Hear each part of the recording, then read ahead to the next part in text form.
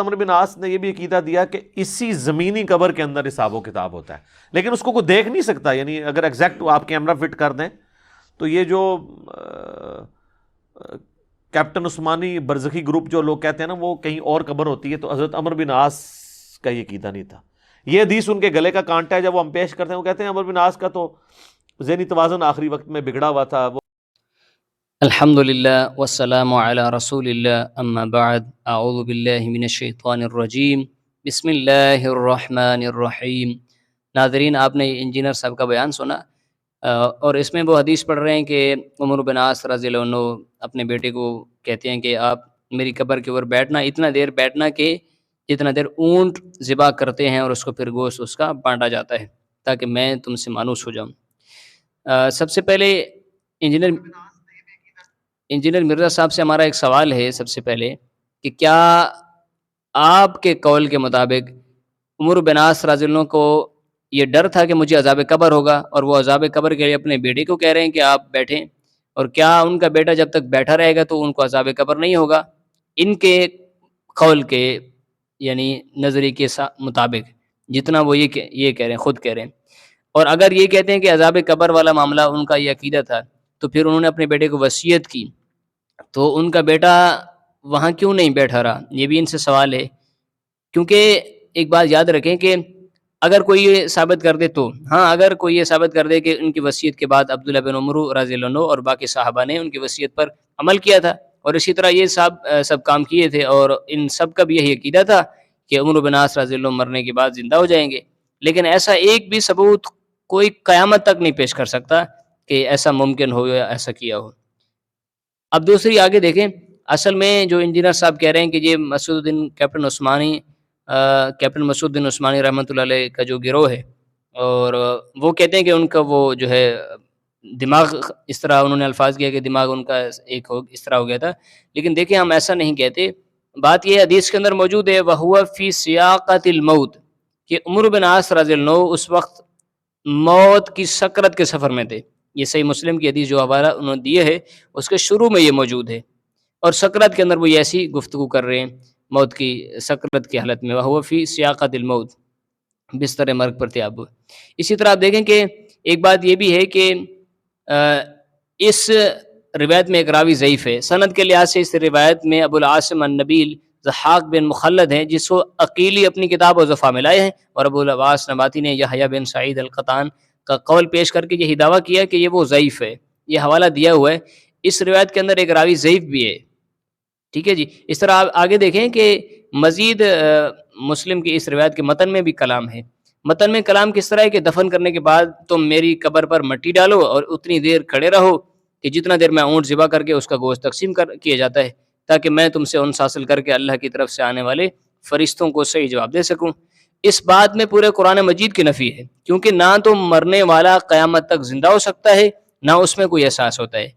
اب یہاں دیکھیں کہ اللہ نے ان ہستیوں کا ذکر کیا جن کو لوگ پکارتے تھے، انبیاء علیہ السلام. صحیح بخاری میں بھی آتا ہے کہ یہود و نصارہ بھی انبیاء علیہ السلام کو پکارتے تھے، انہیں کی قبروں کے ساتھ جڑے ہوئے تھے. اب اللہ نے فرمایا کہ والذین یدعون من دون اللہ لا یخلقون شیئا وهم یخلقون، جن کو تم پکارتے ہو وہ کچھ پیدا نہیں کر سکتے بلکہ وہ بندے ہیں خود پیدا کیے گئے. اموات غیر احیاء، کہ وہ مردہ ہیں زندہ نہیں ہیں. وما یشعرون ایان یبعثون، ان کو شعور تک بھی نہیں ہے، ان کو یہ گمان تک نہیں ہے، ان کو یہ وہ نہیں جانتے کہ کب اٹھائے جائیں گے. یعنی ان لوگوں کا ذکر کیا جا رہا ہے جو مر جاتے ہیں، اس میں جان کی رمق تک باقی نہیں ہوتی. سورہ نحل کی آیت نمبر 20 اور 21 میں مرنے والا اس کو کوئی شعور نہیں ہوتا. اب آپ دیکھیں یہ جو انجینئر صاحب کہہ رہے ہیں کہ یہ عثمانی صاحب رحمۃ اللہ علیہ والوں کا جو گروہ ہے وہ کہتے ہیں کہ کوئی اور قبر ہے.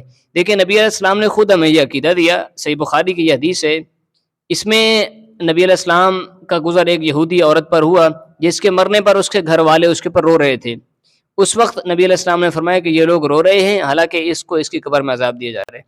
وہ قبرستان سے نہیں گزرے تھے. حدیث کے اندر الفاظ کیا ہیں کہ علی یہودیت، یہودیہ سے گزرے، یبکی علیہا اہلھا، اس کے گھر والے اس پر رو رہے تھے، یعنی اس کے گھر سے گزرے تھے، اور فرمایا کہ اس کو اس کی قبر میں عذاب ہو رہا ہے. تو یہ قبر کہاں تھی؟ حالانکہ وہ دفن بھی نہیں ہوئی. اصل میں مزید تھوڑی سی تفصیلات آپ دیکھیں کہ قرآن میں آتا ہے ثم اماتہ فاقبرہ، ہم نے ہر انسان کو موت دی پھر اس کے بعد اس کو قبر بھی دی، سورہ عبس کے اندر۔ اب اللہ فرما رہا ہے کہ ہم نے ہر انسان کو قبر دی، لیکن قرآن کے اندر ہی اللہ نے یہ بتا دیا کہ کسی کو دنیاوی قبر ملی ہی نہیں۔ پھر سے سمجھیں کہ ہم ہر انسان کو قبر دیتے ہیں، لیکن پھر یہ بھی بتایا کہ دنیاوی قبر کسی کو ملی ہی نہیں۔ اب دیکھیں نوح علیہ السلام کی قوم، یہ سورہ نوح کے اندر آیا، ان کے بارے میں ان کو پانی میں غرق کر دیا گیا، پہنچ گئے جہنم کی آگ کے اندر، یہ باقاعدہ حوالہ جات دیے گئے، آپ دیکھ لیجئے گا۔ اسی طرح فرعون اور قوم فرعون، ان کو صبح و شام آگ کے اندر پیش کیے جاتے ہیں، آگ ہوتی ہے، وہ عذاب کھا رہے جہنم کے اندر۔ اسی طرح قوم عاد ہے، ان کو کوئی بھی دفن کرنے والا نہیں تھا، ان کو چنگھاڑ نے پکڑا اور سب کے سب مر گئے، ختم ہو گئے، کھجور کے تنوں کی طرح پڑے تھے۔ عاد اور سمود کی قوم دونوں اس طرح یہ ان کے عذاب آئے، اور ان کو بھی دفن کرنے والا کوئی بھی نہیں تھا۔ عاد کی قوم یا اس طرح سمود کی، بجلی کی کڑاک آئی، عذاب آیا، آندھی آئی، مختلف عذابات اللہ نے بتائے، تو ان کو بھی کوئی دفن کرنے والا نہیں تھا۔ شعیب علیہ السلام کی قوم، یہ سورہ ہود کے اندر آتا ہے، سورہ اعراف میں آتا ہے کہ ان کو بھی کوئی دفن کرنے والا نہیں تھا، کوئی اگر دکھا سکتے تو دکھا دے ہمیں۔ اسی طرح لوط علیہ السلام کی قوم، ان کو بھی کسی نے دفن نہیں کیا، شہر الٹ پلٹ ہو گیا۔ اب قرآن کہتا ہے ہم قبر دیتے ہیں۔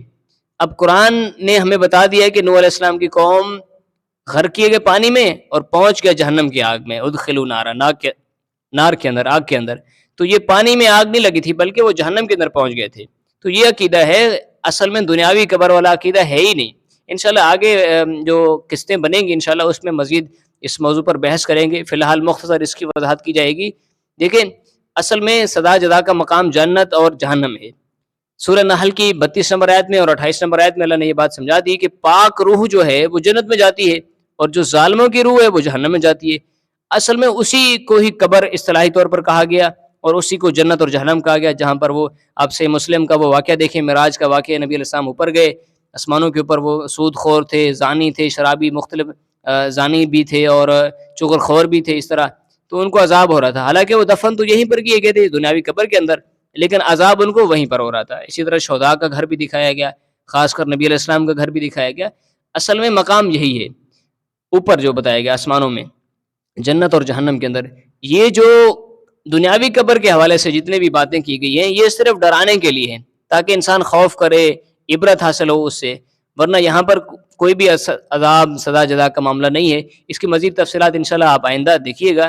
تو یہ انجینئر صاحب جو وضاحت کر رہے ہیں، کہہ رہے ہیں کہ عمر بن عاص رضی اللہ عنہ کا یہ عقیدہ تھا کہ وہ دنیاوی قبر میں عذاب اور سزا و جزا مانتے تھے، وہ ایسا بالکل نہیں ہے، نہ ہی صحابہ نے اس پر عمل کیا تھا، نہ ان کی وصیت اس طرح سنی گئی تھی۔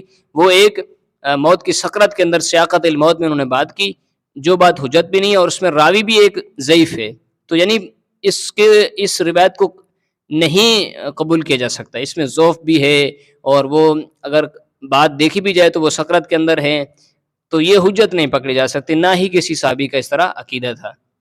دیکھیں غور کیجئے، فکر سے یہ کام لیجئے۔ مزید معلومات کے لیے اگر آپ اس چینل کو سبسکرائب کریں، لائک کریں، کمنٹس بھی کریں، جو بھی آپ کا سوال ہو آپ پوچھیں بھی سی، اور اگر اچھی لگی ہو تو دوسروں تک بھی شیئر کریں۔ اللہ سے دعا ہے کہ جو باتیں کی ہیں ان سب کو سمجھنے کی اللہ تعالیٰ توفیق عنایت فرماوے۔ آخر دعوانا ان الحمد للہ رب العالمین۔